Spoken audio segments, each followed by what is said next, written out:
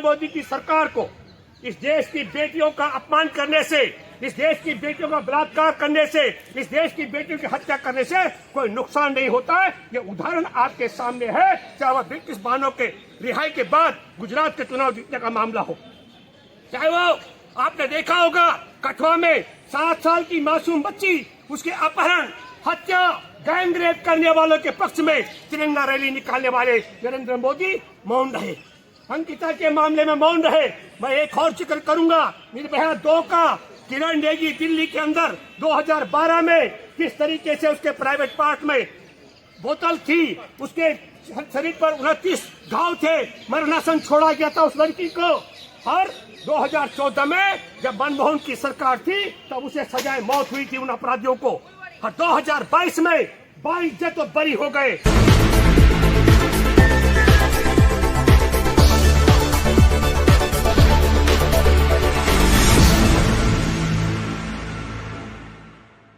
खबर को दबाने का षड्यंत्र देखिए।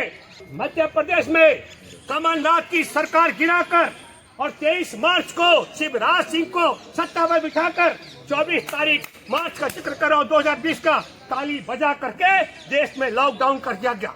आप सब लोगों ने देखा, देश के करोड़ों मजदूर पैदल चलते रहे, गाड़ियों से कुचल के मरे, रेल से कट के मरे, महिलाओं ने खुले आसमान के नीचे पैरों के नीचे से तलों से खून निकला था, बच्चे जने।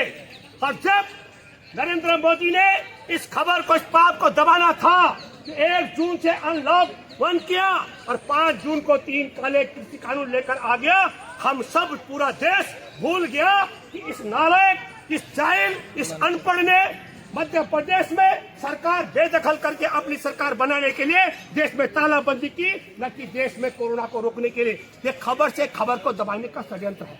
मैं इसलिए बात कहना चाहता हूँ, हमारे देश के अंदर नरेंद्र मोदी ने पहलवान बेटियों को अपनी बेटी बताया था, आज तक मुंह नहीं खोला।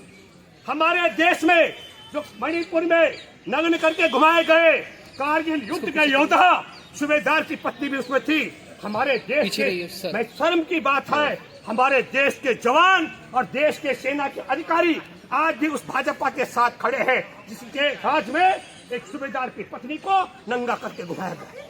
नरेंद्र मोदी की सरकार को इस देश की बेटियों का अपमान करने से, इस देश की बेटियों का बलात्कार करने से, इस देश की बेटियों की हत्या करने से कोई नुकसान नहीं होता है। ये उदाहरण आपके सामने है, चाहे वह बिल्किस बानो के रिहाई के बाद गुजरात के चुनाव जीतने का मामला हो, चाहे वो आपने देखा होगा कठुआ में 7 साल की मासूम बच्ची, उसके अपहरण, हत्या, गैंग रेप करने वालों के पक्ष में तिरंगा रैली निकालने वाले नरेंद्र मोदी मौन रहे। अंकिता के मामले में मौन रहे।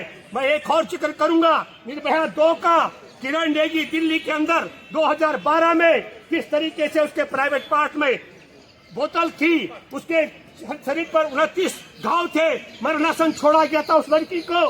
और 2014 में जब मनमोहन की सरकार थी तब उसे सजाए मौत हुई थी उन अपराधियों को। और 2022 में बाइज्जत तो बरी हो गए। मैं इसलिए कहना चाहता हूँ कि न नरेंद्र मोदी मणिपुर के फौजाइन के पक्ष में बोलता है, न आदिवासियों पर अत्याचार के खिलाफ बोलता है, न उन्नाव की वह जो कुलदीप सेंगर की पीड़िता उसके पक्ष में बोलता है, न किरण नेगी के पक्ष में मुंह खोलता है, न बिल्किस बानो के, न वह जो मासूम 7 साल की थी, कल्पना कीजिए, उसके पक्ष में बोलता है। और हमारे देश के अंदर ये क्या है? मलिक साहब बैठे हैं, इसने किसानों का अपमान किया, जवानों का अपमान किया, इसने मजदूरों का अपमान किया। घटना देखिए आपके सामने है।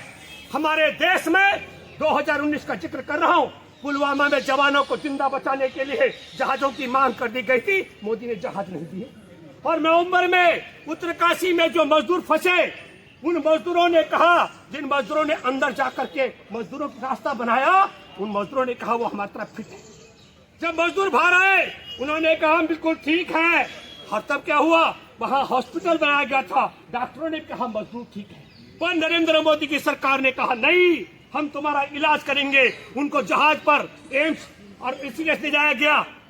तो क्योंकि नरेंद्र मोदी जानता था गरीब मजदूरों को जहाज पे बिठाएंगे, गरीबों का वोट मिलेगा। नरेंद्र मोदी ये भी जानते थे, खुफिया एजेंसी की रिपोर्ट थी, जवानों की हत्या कर दी जाएगी। मोदी सरकार जानती थी जवानों की लाशें होंगी, हमारी सत्ता की वापसी होगी। मैं ये बात इसलिए कहना चाहता हूँ, नरेंद्र मोदी को कोई फर्क नहीं पड़ता संघ सरकार को कि जवानों की लाशों से वोट मांगनी हो या बेटियों की अस्पताल का मामला उठाना हो। मैं एक बात और आपको माध्यम से कहना चाहता हूँ, बहुत दुख की बात है, हमारे देश की पहलवान बेटियों का यौन शोषण हुआ, उन्हें सड़कों पर आके बोलना पड़ा। ये कोई झूठी बात भी नहीं है।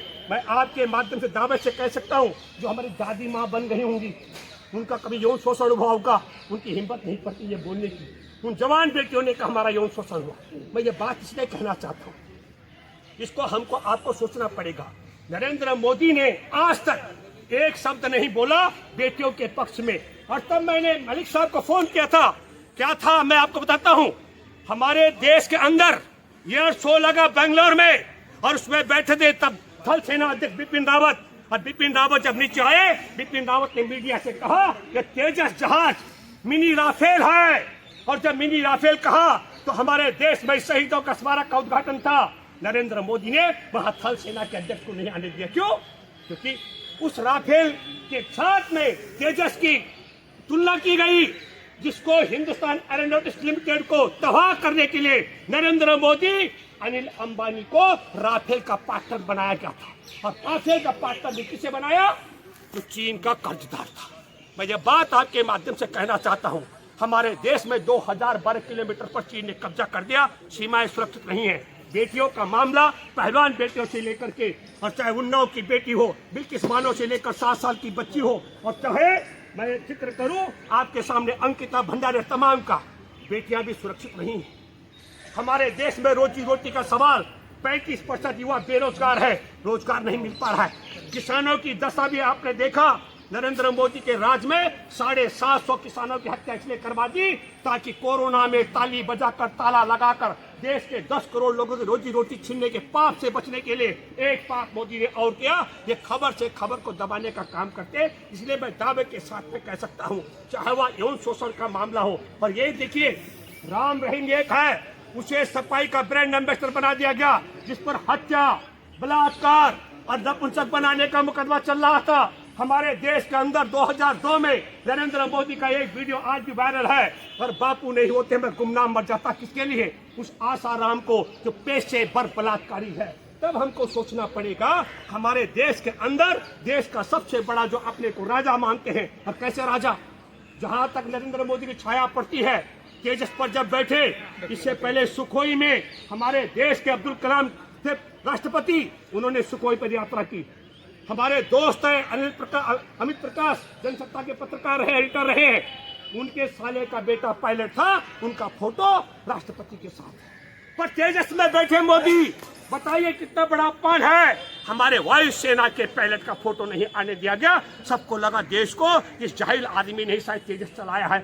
आप समझ लीजिएगा, जहां मोदी खड़ा होता है वहां देश का हमारा सम्मान, देश के जवान, देश का किसान, देश का आम इंसान, और वहां का मंत्री, केंद्र का मंत्री भी खड़ा नहीं हो सकता जहां मोदी खड़े होते हैं। एक हमारे देश में इतना महामानव है, और दूसरी तरफ एक और व्यक्ति है जो जाता है, मजदूर के गले लग रहा है, सिपाही के गले लग रहा है, किसानों के गले लग रहा है, दलितों के गले लग रहा है, कुलियों के गले लग रहा है। लोग उससे नफरत कर रहे हैं। तब मैं ये कहना चाहता हूँ, देश चाहता है कि देश में ऐसा नालायक का शासन रहना चाहिए जिसकी छाया भी हमारा देश का नागरिक छू न सके। और हमारे देश में ऐसा व्यक्ति आगे नहीं बढ़ना चाहिए जो सबको गला लगाने का काम करता हो। ये देशवासियों ने ऐसी दशा में पहुंचा दिया है। इसलिए मैं कहना चाहता हूँ, काश अगर जाटों में रत्ती भर भी मानवता है तो पहलवान बेटियों के अपमान को लेकर के 1 लाख मार देनी चाहिए भाजपा को।